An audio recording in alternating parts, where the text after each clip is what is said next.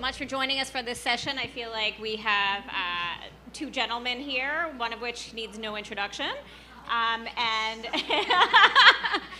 and Brandon, of course, who is the president and CEO of Starkey. I wanted to kind of kick off. I think the natural question is, tell us a little bit about your relationship. Daymond, tell us a little bit about why you specifically took an interest in Starkey and what they're specifically doing that you think is innovative. Well, thank you everybody for being here, and thank you for having us. So my relationship started when I heard about this company that was supplying hearing and giving the gift of hearing around the world. I would say, what, 12 years ago.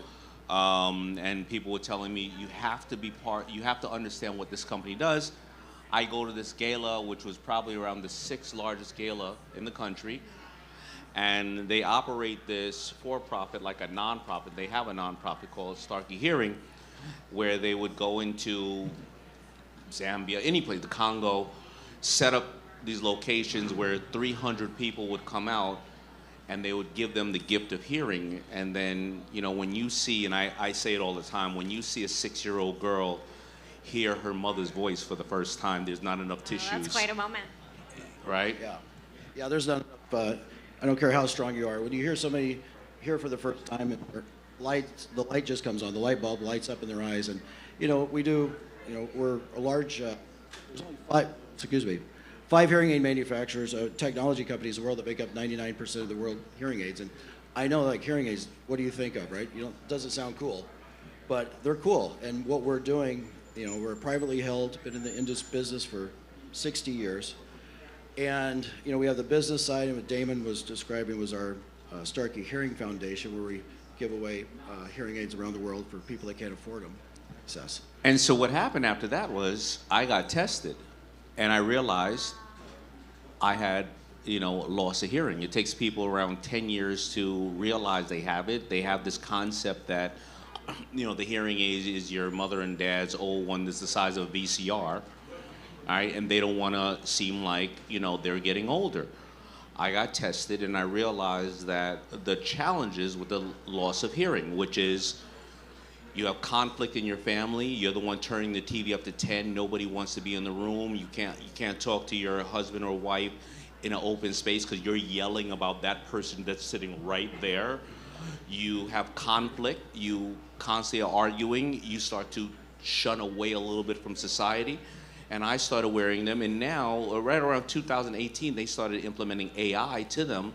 Now Kevin, myself, and so many of us wear it as a productivity tool, more importantly. Right now, if I was going off course in this interview, one of my team members would text me, and it would go off in my ear right now, or I can translate real time when I'm in Dubai or various other countries and people are talking, you know, other languages right there. I'm listening to what they're saying.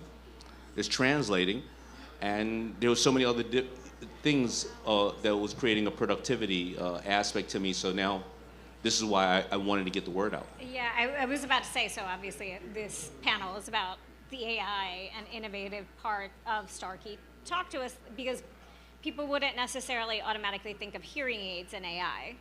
No, I mean, it's usually when you think of hearing aids, as I mentioned earlier, it's what comes to mind is I'm old, right? There's a stigma attached to those two words, hearing aids. In about 2017, I wanted to take it up, do something different, take the hearing aid from a single-purpose device to a multi-purpose device. And we got the talent, got the plan, and started working where, you know, hearing aids, they amplify sound. So there's a lot of noise in here, and your traditional hearing aids would amplify everything. And I thought, well, with AI, and who I was interviewing for a new chief technology officer, the new talent, is how do you take AI and start personalizing the sound to the person?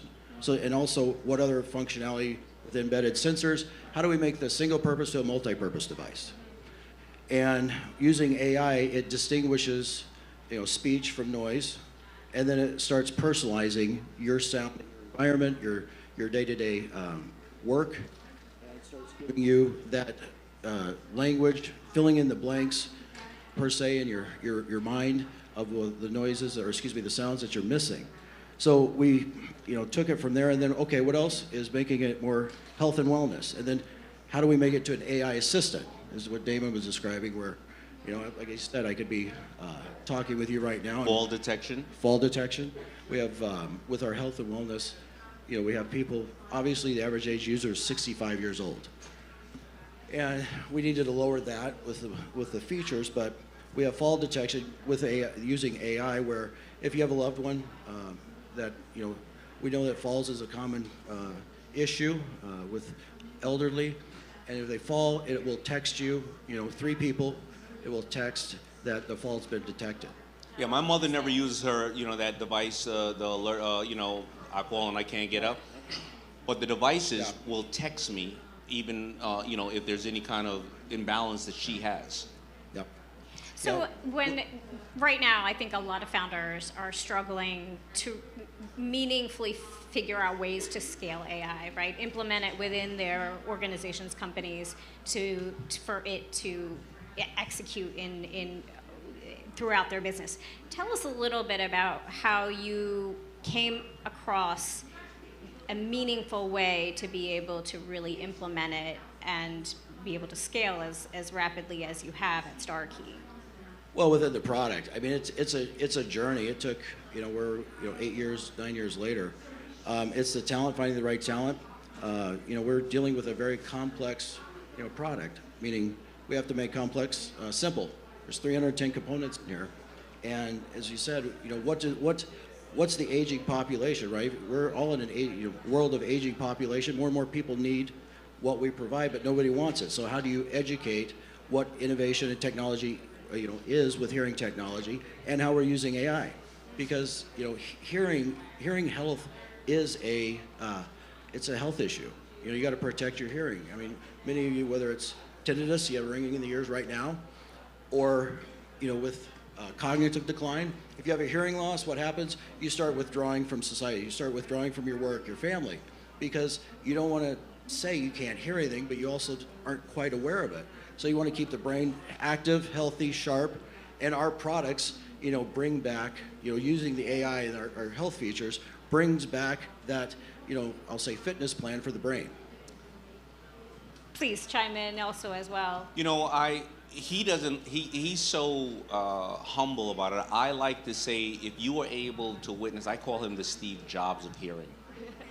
And, and a lot of people go, why are you saying that? Well, what if a guy named Steve Jobs that came here and said, listen, I know so much about, computers, laptops, all this other stuff, but I'm going to create this thing called I'm going to go get the current MP3 player, I'm going to add music to it, and then I'm going to, and tell people how they could be more productive in their life, and then a computer, and then a phone, right? We are moving to the point where we will not be having these handsets anymore. We will be using and getting most of the data here, and here. And this thing, and where he is making this productivity, it is Jarvis. If you wanted to be Iron Man, this is now Jarvis, and this is where the world is going. You stole my line. That's the example. I saw all the Marvel movies with my son, and like in 2016, 17, I'm thinking, why can't this be Jarvis, right? Yeah. And you have to start somewhere. I mean, just like anything you do, you have to start somewhere. And there's going to be a lot of people to tell you, no, that doesn't make sense. Why would you do that? You don't know how to use it. You have to keep going, and you fail fast. Daymond, you've talked about AI superpower, and that it actually clears space. That doesn't necessarily replace human beings, but it clears space for human beings to be more productive. In an AI-first world, what is the new premium on human leadership? What is the new premium for human leadership? That's a good question. The new premium for human leadership. I think that as we were talking about this, I think the people, people have not really dug deep, except for probably people in this room. They have not dug deep into AI. Right now, it's Google to them, right? And I think that as the productivity, most of my colleagues are trying to reduce their staff by 30, 40% because of the people doing jobs that AI can replace. However, you either have that choice or you have premium leadership by increasing your business, your output by 200% with the same amount of people. We were talking about leadership last night, and I was saying that I was at a very big conference, and somebody of a global company such as Brandon's, was saying, you know what I'm doing with my executives? I'm having them learn AI, and I'm having them either increase sales, reduce costs, and let them participate in the profit. And leadership now are people saying, wait a minute, AI is not going to replace me. I'm going to have it help grow the business, and I'm going to grow with it. I know I will be here for 10, 20, 30, 40 years. Maybe I'll even advance higher in the company as I learn to become more of an entrepreneur within the system. Yeah, yeah. And when you launched Starkey, right, AI was like one of those, you know, it's such a big part of the company's success story. Go ahead. No, it was, you know, we've been in business, it was founded in 1967, and, you know, grew rapidly. And in our industry, when you're dealing with hearing and hearing health and hearing healthcare, you know, the products, as I mentioned, you know, you're talking about amplifying sound. So everything gets amplified. You can kind of sort through the sound and with different types of circuits and programming. But, you know, what we're doing now is adopting, you know, their environment, or the hearing aid is adapting to their environment. We started in, I think I said this early, 2017, when AI, you know, wasn't really talked about as much. And interesting, you know, you're always wanting to get better, and I'm the type that likes to keep pushing forward, innovate. How do I get better? You know, if you try something, you know, you, like I said, go and fail fast. But it was the 2017 Super Bowl, and I think it was in Houston, and Lady Gaga was on top of the stadium, and she jumped down. You guys remember that? And there was all those drones in the air, and those were AI drones, and I started looking for a chief technology officer, right? Because I wanted to learn, and I started researching and learning, because how can we go from incremental improvements to let's swing for the fences, something, you know, big that's going to revolutionize the industry. And AI was it. And the chief technology officer I wound up hiring was the top engineer, reported the CEO at Intel, that did the AI for the drones in that Super Bowl. Coincidence, right? Or maybe not. But, you know, I've learned so much just in the products, and, you know, you're talking about business. Can you tell us numbers in terms of growth? I'm sorry? Pre and post that decision to hire him? Well, we're privately held, but, you know, for us, last year we had a record year, you know, over $1 billion. And, you know, for us, again, we're in a great business because, number one, we have manufacture, engineer, design products really nobody wanted, but it's a necessity. Now, how do you make it as a preventative health device and continue to educate, just like, you know, here is many people have that stigma or what they think, because everybody has someone you know that has a hearing loss or can benefit from it. And it is a health issue. Hearing is essential. Hearing is healthcare. And we've, since then, even in our industry, we've, you know, changed the narrative. We've revolutionized, and, you know, the competition's good, keeps you strong, keeps you on your toes, but they're catching up, trying to catch up. You know, I got to tell you, maybe 20 years ago, glasses, when we, I don't want to date myself, but, you know, eyewear was the geek or the nerd. Yep. Now it's a fashion statement, it's a utility tool. When I met, you know, the company was founded 60 years ago. Yep. I got to tell you, they have fit everybody in the world.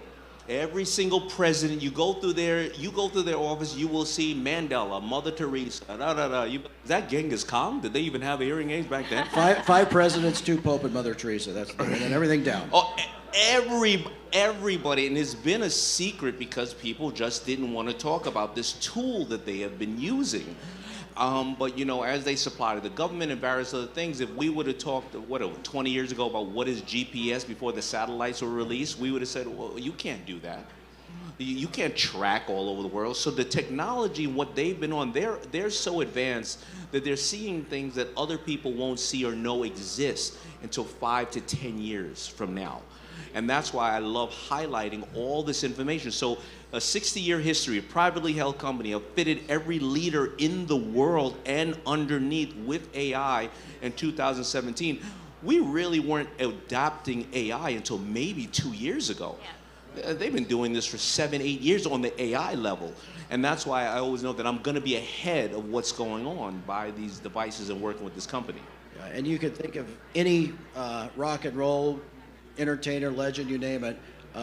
We've kind of become the Mayo Clinic of hearing aids, hearing help.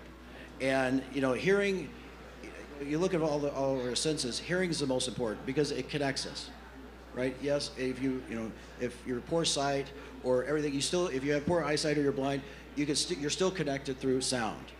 And so what we do is we've ushered in a new era of intelligent hearing that makes it just a little bit easier.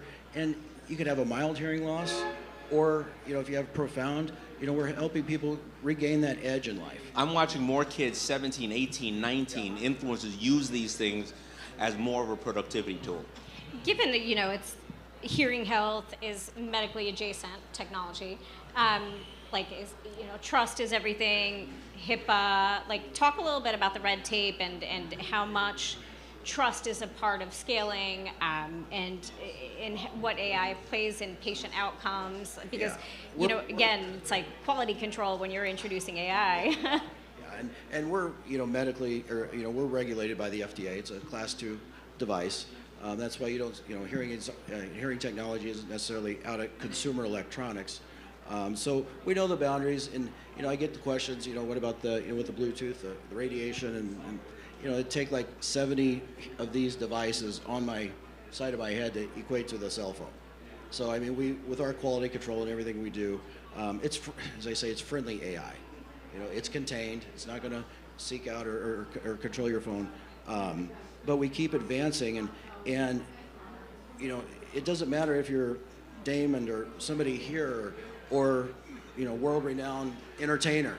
If they have a problem with their hearing, they panic because you've got to get connected. Whether they have, you got to get to your job, your family, or you got to do a concert in front of 100,000 people, they come to us or they call us because, again, it's not something you want to talk about, but I do because it's okay. There's cool innovation, there's cool things, and I want to make hearing aids cool and sexy. Yeah. Talk a little bit about the layers of the hearing, like the iterations of the hearing device itself, like the technology in which the AI was able to kind of advance in that way. Because, does it allow people to take in information in smarter ways? And what do you kind of see in the pipeline for the next 10 years in terms of the technological advancement? Yeah, I mean, for us, we're always focusing on speech and noise because that's number one, right? Better hearing. And as Daymond says, it doesn't matter if you have a hearing loss or not. We have people buying them just to give them a little bit of an edge in their job or sports or whatever it might be. But then we look at the health features, what we can continue with the health and wellness. The ear is the new wrist. And, we have tracking, step counting, we have the fall detection, balance, meaning could show that if you have a loved one that's, maybe it could be a fall, if their gait is getting lower, it tracks kind of seeing predictive analytics on if somebody's going to fall. But what's really cool is where we're going is, the AI assistant, right? And also, looking at what we could do so we talk about, this type of device is the next cell phone. I mean, instead of having two, why couldn't this be the next interface? Or, again, the Jarvis in the ear that's reminding you ask it, hey, what's the temperature outside? What's the weather going to be today? I mean, it's interacting. We talked about language translation. We could translate 78 languages right now. And the goal is, you have to start somewhere, again, is that, the Star Trek stuff, the instant simultaneous, this device, instant simultaneous translation. And so, it's reality. It's not far off. And other things you think about is, mental health is big, right? There's great awareness on mental health. Voice tracking. And you could tell whether you want it yourself or you have a loved one you're concerned about. It will monitor the voice and the inflection throughout the day. Are they depressed? Are they happy? What's the trends? So, I mean, respiratory heart rate. So, I mean, that's a lot of things that is now, but there's some really cool things coming where, it helps you perform the best you could be each and every day. Think about, let's just talk about productivity. Yep. You wouldn't realize if you're sitting at a dinner at a party of 12 and one person speaking another language, if I hit these and I zoom in on this table, I've gotten what everybody said and it's translated, what somebody else said, and one of my guys are texting me something else. Think about that hour or 2 hours you're spending and how much you've retained and you've communicated with people. You just don't realize until you use these in a productivity way. You just don't realize And that's how what powerful Kevin they are. was saying, telling us, right? Yeah, Kevin O'Leary, you know, listen, at the end of the day, I love my fellow sharks. There's only 3 of us who have this color red, and I do it because people ask me about it. Is there a significance beyond the color? There's only 3 of us in the world who have it. He was number one. He wanted red just so it could pop just because wanted people red. ask him. Okay. Yep. And then one other guy wears them because I keep trying to tell him I'm his son, but he doesn't believe me for various reasons, Elton John. And he has red. And then Kevin with his stupid little red bands. You ever see Kevin with those stupid red bands on his watches? He was like, Daymond, I want one. So he uses them for productivity as well. We all use them for productivity. Even if you don't, like, can people, even if you don't have a necessary hearing problem? Yes. Yeah, No. absolutely. Yeah. But it will give you a little extra boost. You will hear better. You know, whether it's in a restaurant or, like I said, for your job. We work with professional sports teams that use them to, drown out, cancel out the stadium noise. So when you Daymond, when you saw the opportunity in this company, what is it specifically that you saw that in which you talk a lot about AI accelerating companies, that you saw them doing effectively?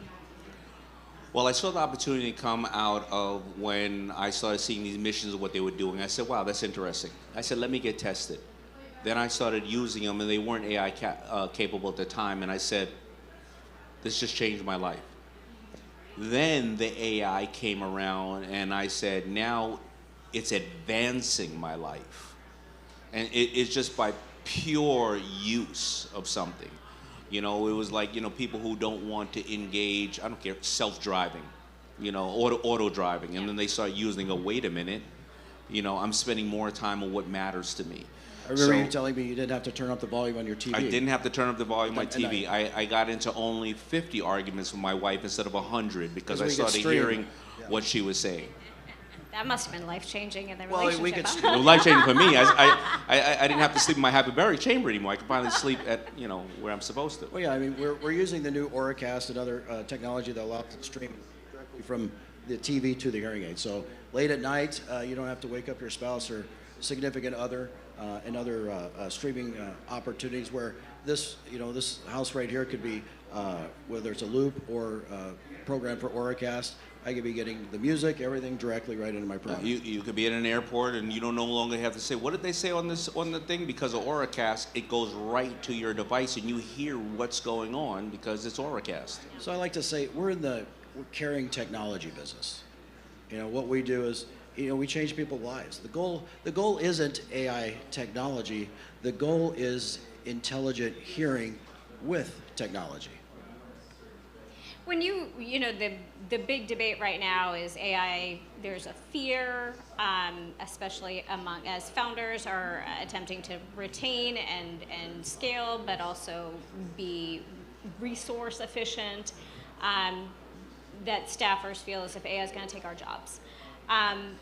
You talked a little bit before about the smart way in which you can scale and harness AI in a way that it's actually boosting your workforce rather than... Correct. Yeah. Talk a little bit about that. Well, I talked about how you can reward executives and various other, but there's a lot of people who's not going to accept it. But it shortens the only thing we can ever, sell people or maximize is our time.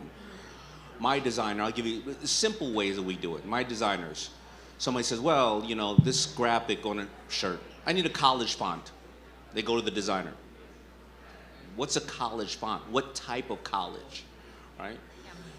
The team now bakes it to the point where they have the designs, those other things, 90% done due to AI, and now my designer can work 10 hours and complete 10 jobs instead of working 10 hours and complete one. Now you maximize that by 5 different departments, whether it's legal, whether it's accounting, whether it is searching, laws, legislation, various other things, of course, social media and various other things. Again, I'm not saying things to many people here who don't already use it, but it has massively increased, the productivity. And it also shows that it sorts out the people that don't want to grow, unfortunately, I had to tell various staff members, listen, if you don't start to understand this, I'm not going to have room for you. But by the way, the next person you go to is not going to have room for you, and the next person is not going to have room for you. I think a lot of companies, I speak for Starkey and others CEOs I've talked with in Twin Cities, they're still figuring it out. I mean, it's you know, it's mature. We hear from consultants and you read articles, but you got to, obviously with AI, personalize it where you're going to need it in the business. We're leading in, you know, the technology, the products we sell, but we're in the beginning of, okay, how can we use it now in the company to be more efficient? And it's little things like language translation for our marketing materials and expense reports and, you know, different things. It's interesting what you just said. Are we getting to a point where founders are able to come to the table and say to their staff, is there still room for you if you're AI resistant?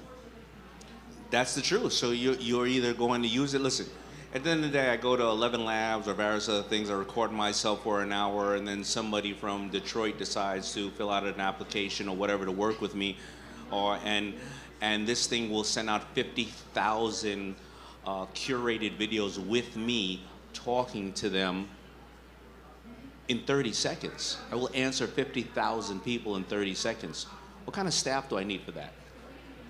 And I think if you have, no matter if it is AI or anything in your workforce and your strategy, you can't be complacent. I mean, you want a team that wants to keep moving forward, wants to innovate, to keep moving, you know, to get better. And complacency just isn't the right strategy. It's not going to happen. So, last question here. 5 years from now, what will separate AI-enhanced companies from AI-dependent companies, and what should leaders start doing today? I think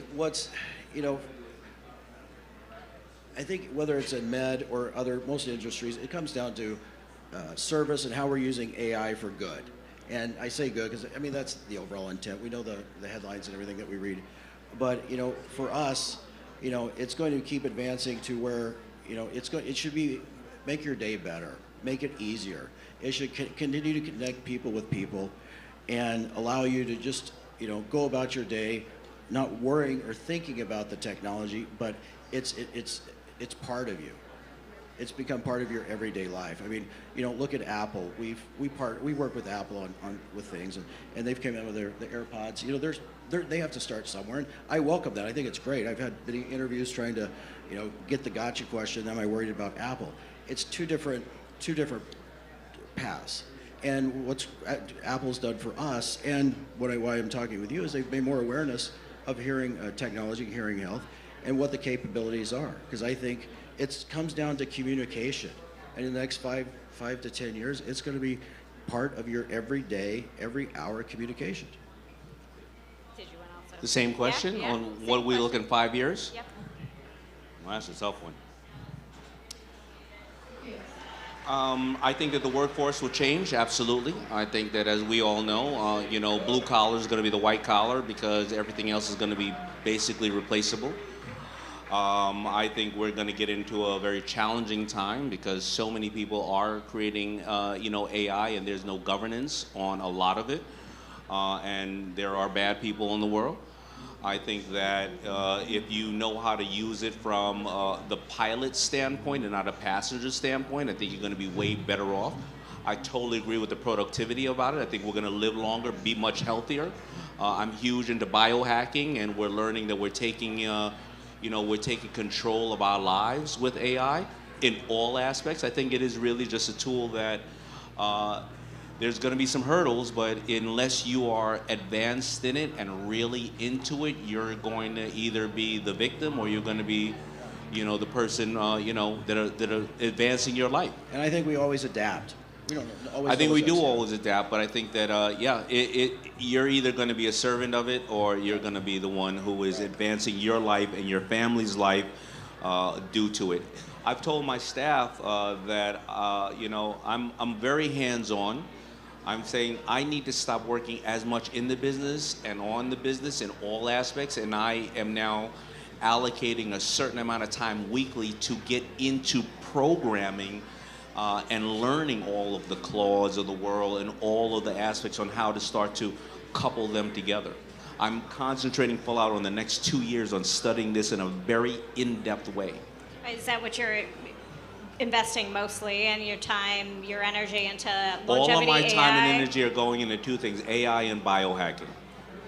All right, that's it. That's it. And so somebody asked me on a panel. They said, "What do you do for a hobby?" I said, "I really thought about it. I used to fish. I used to snowboard. I don't have any hobbies anymore because this is one of the most pivotal times in the human race, and I am focusing 100% on biohacking and AI."